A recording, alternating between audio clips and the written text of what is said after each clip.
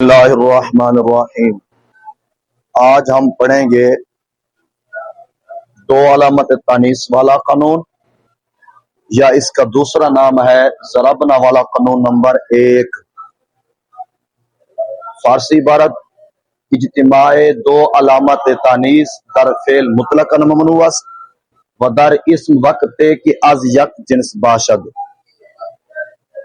دو علامت تانیث کا فعل میں جمع ہونا مطلقاً منع ہے، اور اسم میں اس وقت جب ایک جنس کی ہو۔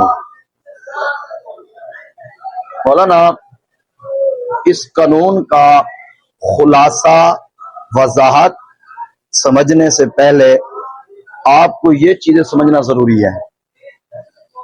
علامات تانیث کل 8 ہیں، 4 اسم میں اور 4 فعل میں پائی جاتی ہیں۔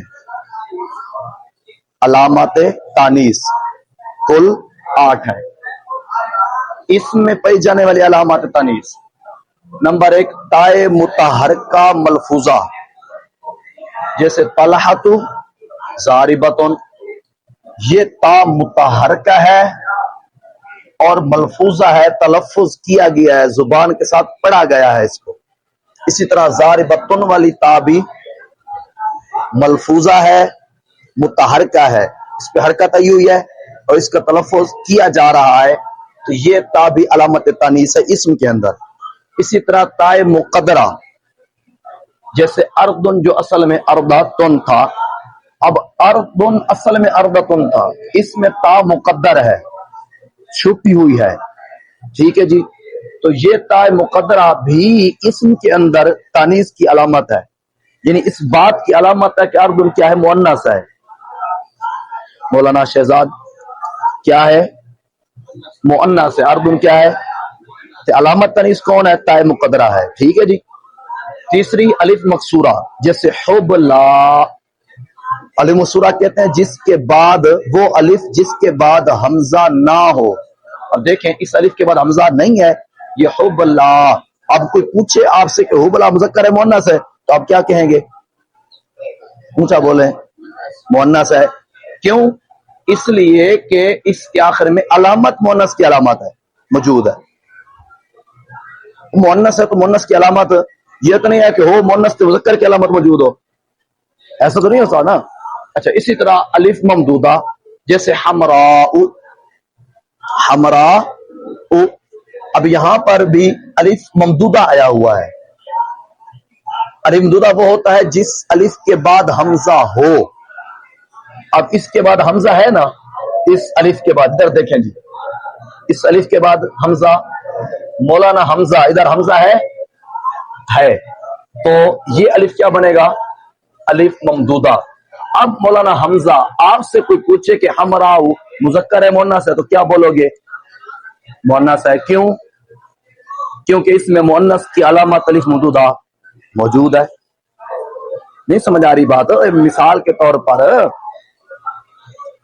زید لے لیں، مثال کے طور پر اگرچہ مرد ہے لیکن جوتے وہ مؤنث والے پہن لے، اوپر برقع وغیرہ پہن لے، تو علامت کے پائے جانے کی وجہ سے دیکھنے والا کہے گا کہ مؤنث ہے، علامت اتنا اثر کر دیا، ٹھیک ہے، یہ علامت۔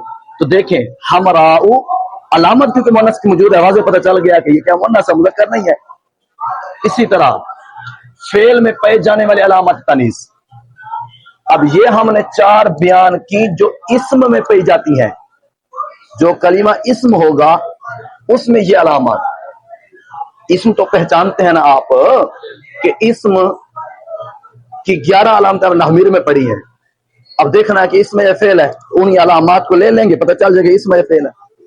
جب آپ یہ دیکھ لیں گے ان 11 علامتوں کو دیکھتے ہوئے کہ اسم یا فعل ہے، بھئی اسم ہے، تو پھر دیکھیں گے مذکر ہے مؤنث ہے، تو پھر کیسے پتہ چلے گا مذکر ہے یا مؤنث؟ تو آپ دیکھیں گے ان علامتوں کو، اگر یہ 4 علامتوں میں سے کوئی علامت پائی جائے تو اس اسم کو تم مؤنث بولو گے، اگر ان 4 علامتوں میں سے کوئی علامت نہ پائی جائے تو اس اسم کو مذکر بولو گے۔ سمجھے یہ بات نہیں ہے؟ اچھا، اب چلتے ہیں فعل کی جانب۔ فعل کی علامات تانیث بھی 4 ہیں۔ نمبر 1، تائے ساکنہ، جیسے ضربت۔ اب ضربت کے آخر میں تا ساکنہ ہے کہ نہیں ہے؟ یہ فعل میں تائے تنیس، یہ فعل میں تائے ساکنہ تانیس کی علامت ہے. جس طرح کہ ہم ضربت والے قانون کے پارٹ نمبر 1 میں پڑھ چکے ہیں کہ فعل میں تائے تنیس جو محض علامت تنیس ہو اس کو ساکن پڑھنا واجب ہے. یہ تائے ساکنہ محض علامت تنیس ہے. اب دیکھو ساکن پڑھا گیا اس کو، اور یہ فعل میں مؤنث کی علامت ہے، اس لیے تو صیغہ مؤنث کا ہے نا، ابھی تو مؤنث کا ہے نا کیونکہ علامت تنیس جو موجود ہے.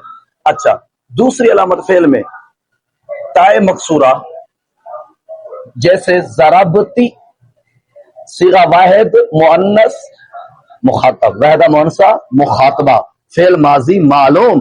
اب تائے مکسورہ بھی، یہ بھی مؤنث کی علامت ہے، علامت تانیث ہے فعل کے اندر. اسی طرح نون مفتوحہ، جیسے ضربنا. اب ضربنا میں یہ نون مفتوحہ آئی ہوئی ہے، یہ نون مفتوحہ کیا ہے؟ مؤنث کی علامت ہے کہاں؟ فعل کے اندر، فعل ہے نا ضربنا. اسی طرح چوتھی علامت یا ساکنہ، جیسے تضربین میں یہ یا ساکنہ بھی مؤنث کی علامت ہے کہاں؟ فعل کے اندر. اب ناظرین، یہ آپ کو 8 علامتیں یاد ہوں گی تو اس قانون کو سمجھنا آپ کے لیے بہت آسان ہو جائے گا. ٹھیک ہے جی، تو آپ کے لیے سنہری موقع ہے کہ ہم آپ کو ایسے سمجھائیں گے جیسے طالب علم بن کے سمجھایا جاتا ہے. مولانا فہیم سمجھنا پوچھ سکتے ہیں آپ، میں دوبارہ بتاؤں گا، سمجھیے بات. لہذا ان 8 علامتوں کو اچھے طریقے سے یاد کریں گے. یہ یاد ہوگی تو انشاءاللہ تعالی جب یہ قانون ہم آگے پارٹ نمبر 2 میں بتائیں گے تو انشاءاللہ یہ قانون آپ کے ذہن میں ازبر ہو جائے گا اور بالکل کھول کے ہم بتا دیں گے انشاءاللہ تعالی. الحمدللہ رب العالمین. اتنے تک سبق پورا ہوا، کل سے یہاں سے آگے پڑھیں گے.